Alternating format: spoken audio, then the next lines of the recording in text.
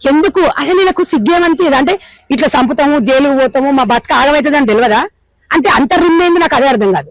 అంటే ఇప్పుడు ప్రియంతో అంటే నేను ఈ హైదరాబాద్ ఎక్కువ ఖచ్చితంగా చెప్తున్నా, పడుకోనికి ఒకటి కావాలి, జలసాల కోసం ఒకటి కావాలి, షాపింగ్ చేపించడానికి ఒకటి కావాలి, ఏదో లోకానికి తగ్గట్టు ఒకటి కావాలి.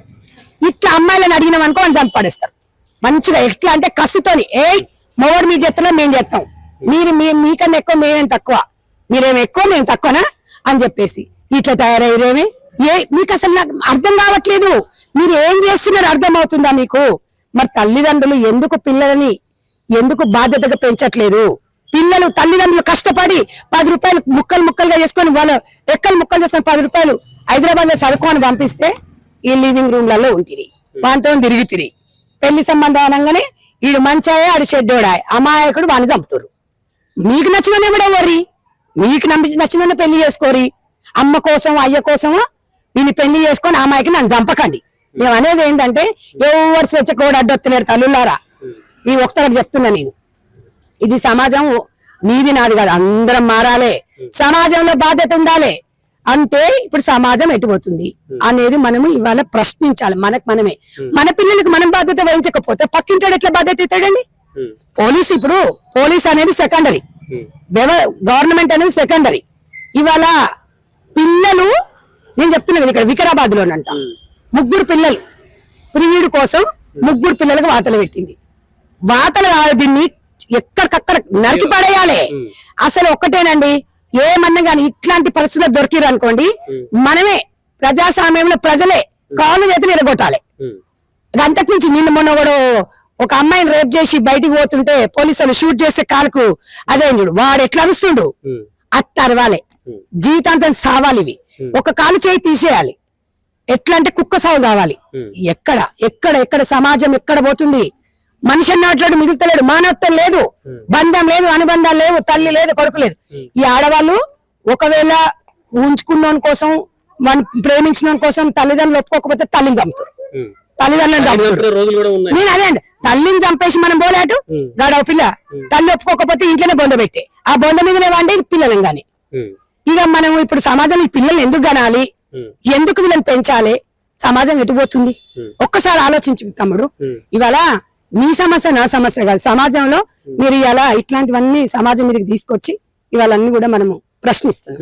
ప్రశ్నించలేదనుకో, ఇదే విషయాలలో గతంలో వస్త్రధారణ విషయంలో ప్రశ్నించినందుకే కొద్దో గొప్ప మార్పు వచ్చింది.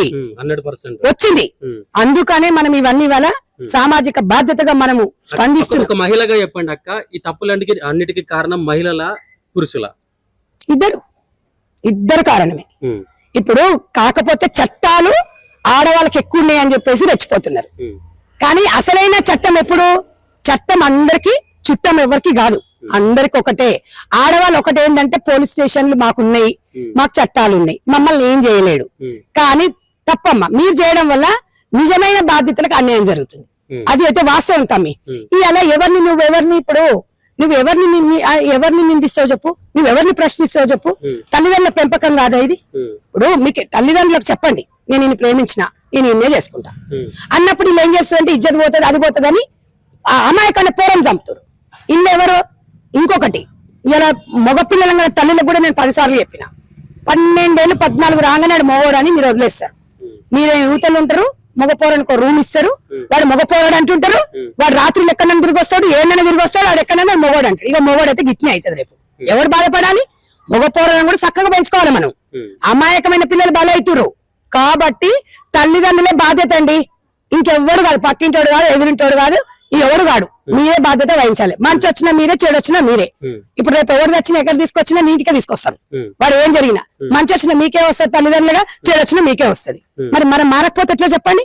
ఇవాళ అమ్మాయిలు రెచ్చిపోతున్నారు. ఎందుకు రెచ్చిపోతున్నారు మీరు ఇట్లా రెచ్చిపోతుంటే వాడు నేను ఇప్పుడైతే ఈ సమాజంలో నేను ఈ మధ్య కాలంలో చూస్తే మాత్రం పొద్దున్నేసి ఏం చూడాల్సి వస్తే అర్థం కావట్లేదు.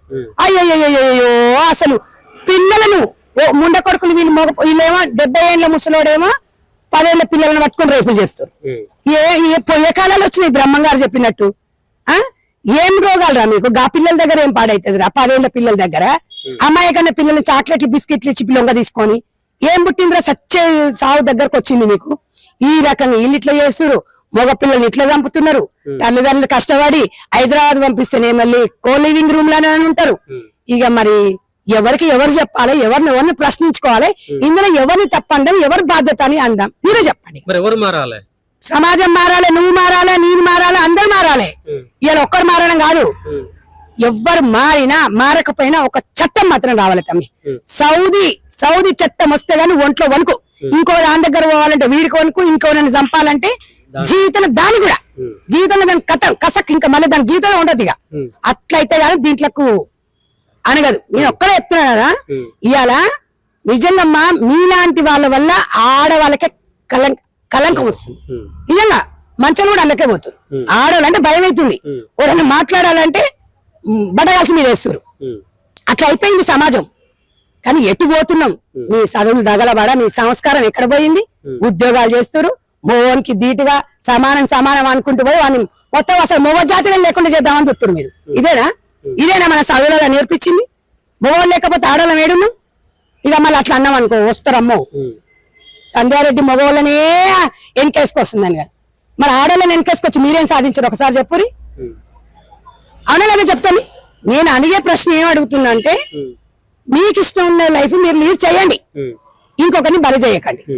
మగ పిల్లగాడు కూడా ఒక తల్లే కంటది, ఆ తల్లి కడుపుకోత కూడా మనం అర్థం చేసుకోవాలనేది నా వాదన. మీకు ఇష్టం లేని లైఫ్, మీకు ఇష్టమైన లైఫ్ లీడ్ చేయండి.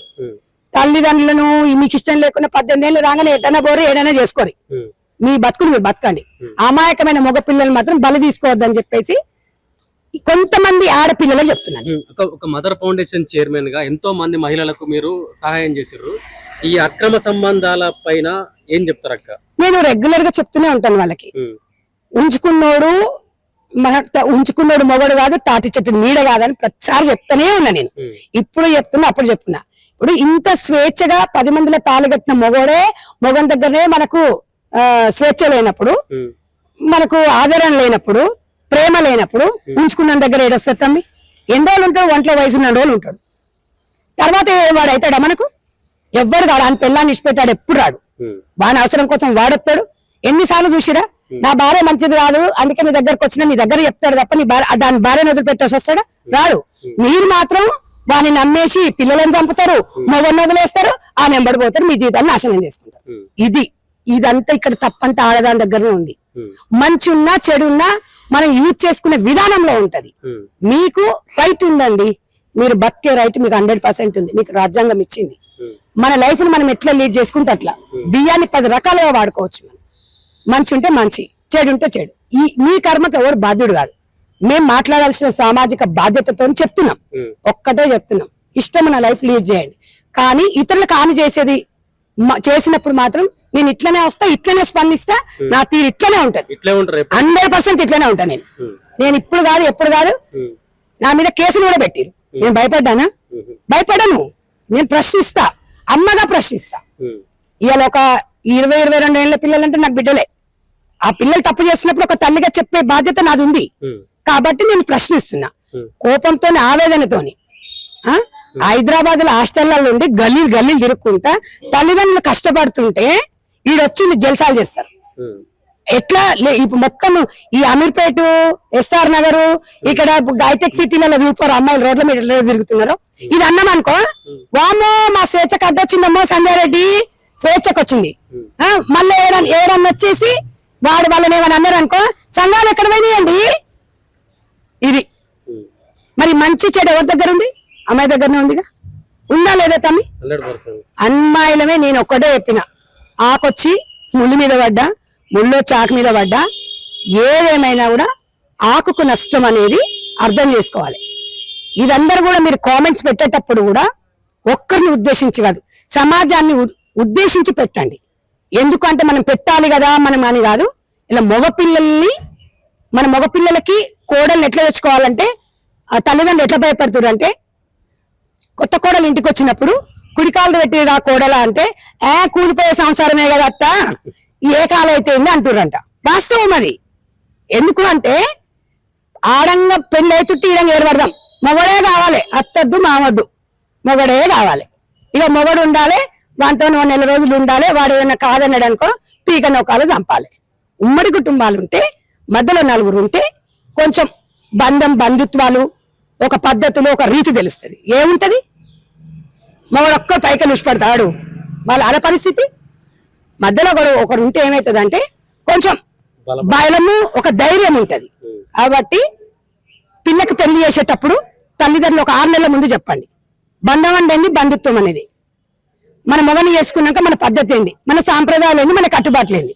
పెళ్లి కానిసేపు ఏమన్నా కానివ్వండి, పెళ్లి అయినాక ఇవన్నిటికీ నువ్వు ఓకే అంటే పెళ్లి చేస్తావని చెప్పండి.